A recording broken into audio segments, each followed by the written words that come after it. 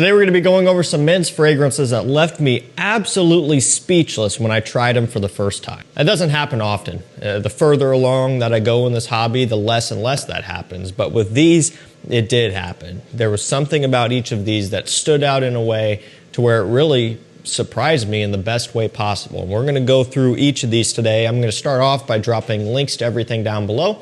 If you want to do some shopping, you could find those links. They'll take you right to discounters. I'm going to be referencing prices in this video here and there, and those prices are going to be discounter prices. That's where you can find them. We're going to get things kicked off with L'Homme Ideal Extreme by Guerlain. I still remember trying this for the first time. It was such a surprise to me. Now, I had already enjoyed the Eau de Parfum and the cologne version and things like that, right? We're going back a ways here. So I already had a pretty good understanding of the fragrance lineup and what they kind of were all about. But when this extreme version came out, it was just really elevating that scent DNA to the next level. What they're doing is they're introducing plum and tobacco to give it this fruity, smoky, sweet twist that you really didn't quite get in the same way in the rest of the lineup. And of course, you still get the almond, and that is the signature note that this lineup is about. Just with that plum and tobacco, it really makes things interesting. They've changed the bottles over the years. So for example, this is not the bottle that I bought when I first got it. The bottle looked a little bit differently back then. But this, I believe, is the current newest bottle design, which I actually prefer the look of the old ones better. I don't even know, you can't even see what it says on the label at all, really, with this lighting. But trust me, it is L'Homme Extreme. Most of you have probably tried this one by now. If you haven't and you're a fan of this lineup, I recommend it highly. Typical price on this one's going to be somewhere around $80 to $85. There was a point where it was very expensive and harder to get. Not the case anymore. You can get this most discounters for that price range. Next up, we have one from Hugo Boss. I could have thrown in Boss Absolute, Boss Elixir for sure, especially Boss Absolute. Actually, they're both about equal, but I don't know. I liked them both. What I wanted to do was go a little bit of a different direction and shed some light on a fragrance lineup that is also really, really good. It is the scent Magnetic. So for the most part, this entire The Scent lineup is really, really solid. They had a few that are now discontinued, like Private Accord and just Boss The Scent Intense and things like that. Now you can still get the Le Parfum and a couple others, but they have gone through and stopped producing some of their older ones. This one has Maninka fruit, bran, and vanilla. It smells amazing. Think of it as like a little bit of a kind of a wheat boozy take on the scent lineup. Where does that booziness come from? It comes from that bran. It comes from that type of wheat impression that you get out of, some boozy fragrances, especially when you look into the Kilian fragrance brand. And a lot of their releases, they have somewhat of a similar type of smell and like single malt and things like that. Now, this is not a straight up full-blown, liquor, boozy-based scent, but it gives you a little bit of that impression just coming from that note. Other than that, the Maninka fruit's giving it that signature smell, that kind of powdery, dusty, unique smell, nice aromatic lavender, sweet powdery tonka bean as well, even if they're not listing off some of those things because they only give us 3 notes to interpret. You could rest assured that those are going to be in there. Like tonka bean is kind of a key player in a lot of fragrances also within this lineup, and you do pick up on it as well. I would say that if you're wanting to get something that's a bit unique but not going out there too far, Boss The Scent Magnetic is a really nice place to go, and for me, when I tried it for the first time, it was definitely really impressive. Next up, we have Bvlgari Man Wood Neroli. Okay, this one been around for a long time. I've enjoyed it a ton. I remember trying it for the first time and being really impressed, mainly because at least in my mind, I was thinking about the price to quality ratio in terms of it not being a lot of money. I think right now I just looked $50 or so for 100 ml on discounters. That's not bad at all. And that's about what it was on discounters, back when I was getting it.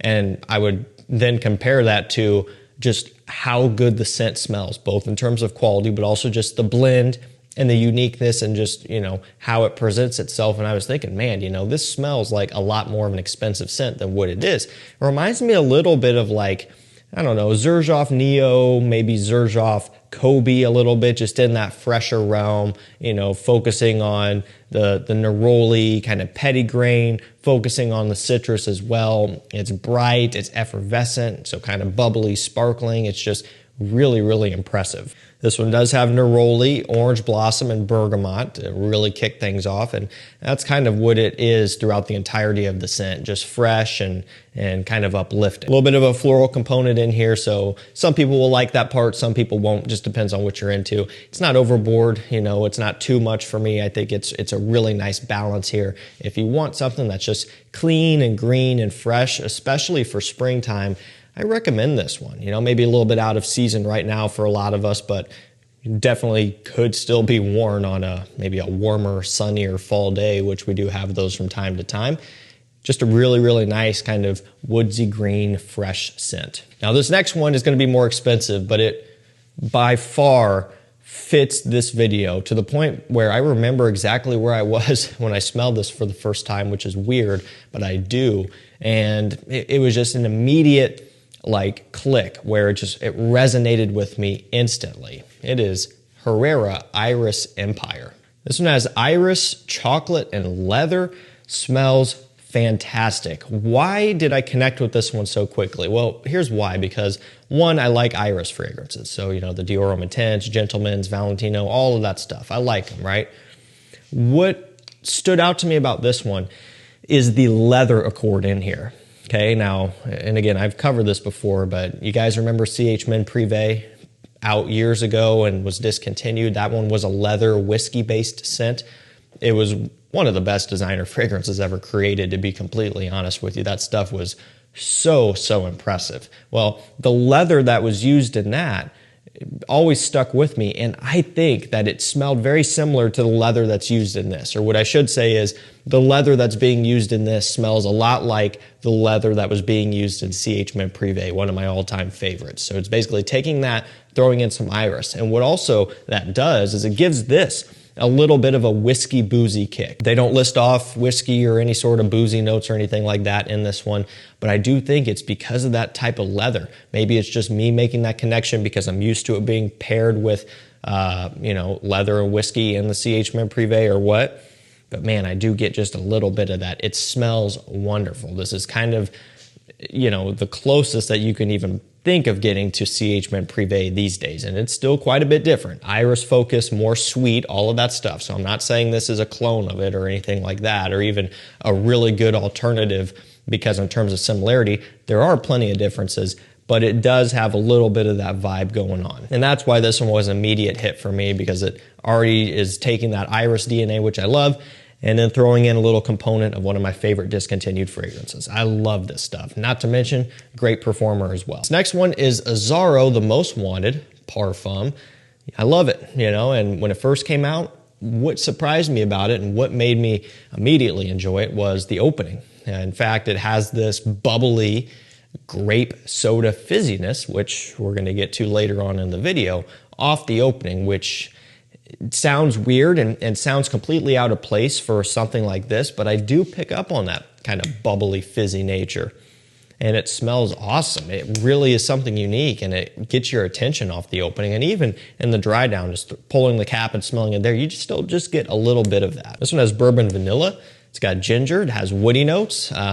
So no sign of like, you know, a Neroli or something, which sometimes can give off that impression. You know, you're not seeing anything that would make you think that that's what you're in for. That's why I was so surprised. That was the last thing I was expecting to get out of this one in the opening, but I did, and you know, I was there for it. It really is a unique way to represent a scent, and it makes it stand out a lot.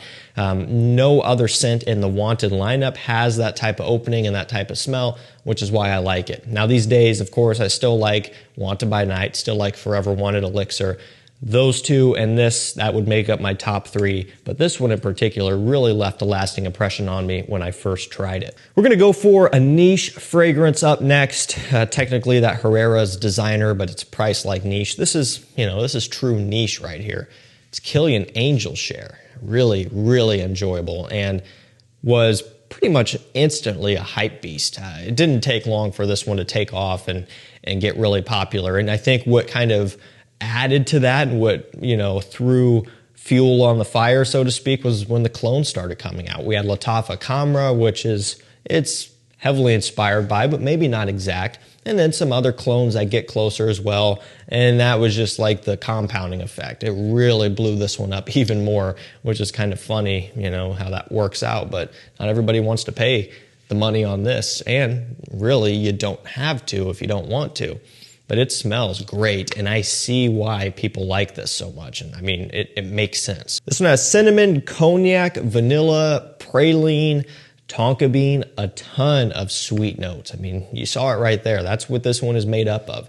Boozy, sweet, gourmand, kind of a slight chocolatey feel. No coffee in this one, but a little bit of a chocolate coming from that praline. Tonka bean, sweetness, kind of powderiness as well. Warm spices from the cinnamon, right? So it has all of that. It's not going to be everybody's favorite. It is very sweet, and not everybody likes that. So, don't go blind by this is kind of what I'm saying here, because it's expensive. Now, if you're unsure and you don't want to buy a sample and you want to try it, get one of the clones. They're not expensive, usually $30. Blind buy one of those, and at least if you don't like it, you're out $30 instead of whatever these go for, maybe upwards close to $200, maybe for a 100 ml of this. I digress. You're still saving money there and taking some of the risk out of it. Or you can buy a sample or try a sample in person if you're able to do so. But I would say, again, to caution some of you who aren't sure about this type of DNA, to just be careful. But man, one of the perks of getting the real deal is that presentation, the coloration, everything about that bottle is premium. This next one is Roberto Cavalli Uomo. Now, this is the old bottle. They've changed it. You can still get this old bottle. I'm going to link it down below. As far as I know, there's no difference between this bottle and the new, but I haven't tried the new. Okay, so that's just me saying I would probably doubt that there's going to be much of a difference. I think that they're just updating the presentation across the brand and across the line. But again, I don't know. I haven't confirmed that. Maybe I'll grab a bottle at some point. But again, you can still get this bottle as well. So you can take your pick, whichever one you like better. This one has violet, honey, tonka bean. Interesting combination, but it works. You get freshness from the violet leaf.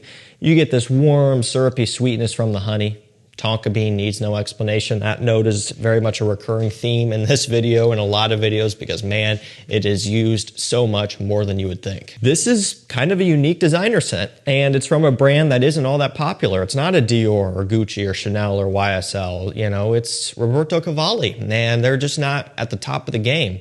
However, they're making a name for themselves by putting out this.